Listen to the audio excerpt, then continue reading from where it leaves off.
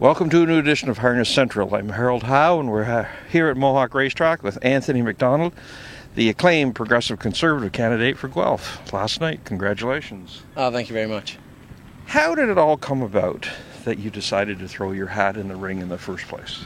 Well, I think we all know how it came about. It was last year, and when the Liberals decided that horse racing wasn't on their agenda anymore, and we became on the radar for somebody they wanted to get rid of. And I spoke a couple of times at Queen's Park, and I had no aspirations of reaching any sort of political milestones, but a couple of the MPPs had asked me if I'd be interested in running Guelph.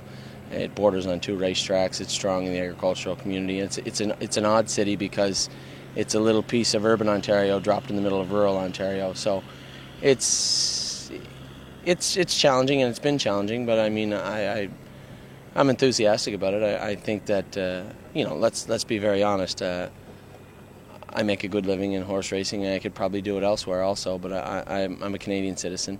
I've lived in Ontario for quite some time now, and I want to raise my daughter and live with my wife in Guelph. And I plan on standing up for the horse racing community and taking the fight to the government, which we should have done a long time ago. It's one thing, though, to talk about doing it. It's another thing to actually get involved in the political process. Was there at one point where it just tipped over and said, yep, I'm good to go?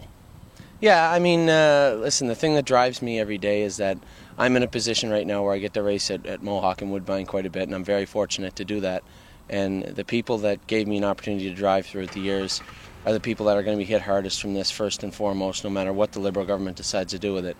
So these aren't just names that stick with me. I know these people. Their faces are in my mind, and it's something I don't forget on a daily basis. And when I address anybody in the community, or when I even address the government, I was very clear that, yes, it was one thing that got me involved in politics, but it's a number of things that are making me stay here. I mean, you can only be an average citizen and read the newspaper and read the news and see what's going on around us in our province, and it's disgraceful. You were acclaimed last night. Were you surprised that you didn't get into a bit of a dogfight for the nomination? Yeah, I was. I was very surprised. I mean, it's a huge undertaking, and a lot of people in our industry, we work hard for every dollar we make, and it's such a volunteer intensive schedule for a campaign. It's really hard to believe that many people come out and that many people want to help out for something so important. And I think it's a real eye opener to our industry, who's lived our own quiet little life, shadowed away from politics and away from the mainstream media.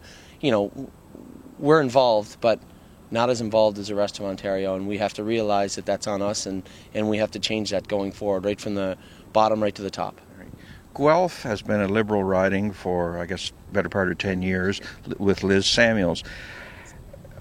I guess it's a loaded question, but I guess what are your people telling you in the Conservative Party about the prospects to push her aside now? Well, it's simple. Liz Samuels may or may not run in the next election. Samuels, I said Samuels. That's all right. It's all right. Nobody's that worried about it. She may or may not run in the next election. There's been some names thrown my way. Obviously, I don't know who they are. The fact of the matter is Ontario as a whole, our province, no matter if you're an NDP voter, a Liberal voter, Green Party, Conservative, whatever your affiliation is, we can't afford to have another Liberal government.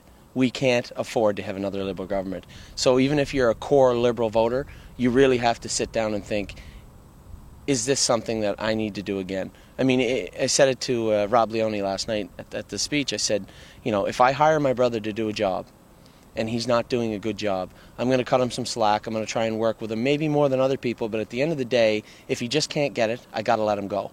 And if you're a Liberal, you got to let them go. It's just, we can't afford it.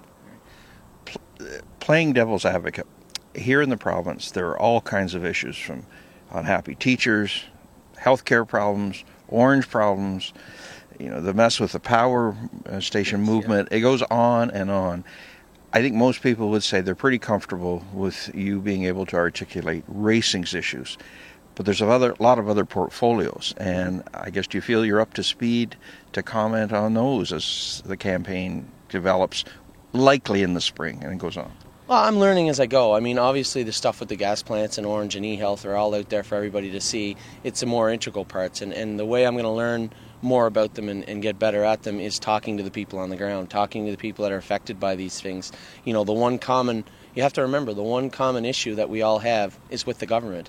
The government is responsible for these programs and for these failures and for these missteps, and they have to be held account. And it doesn't matter whether, like I said, it doesn't matter who your affiliation is with.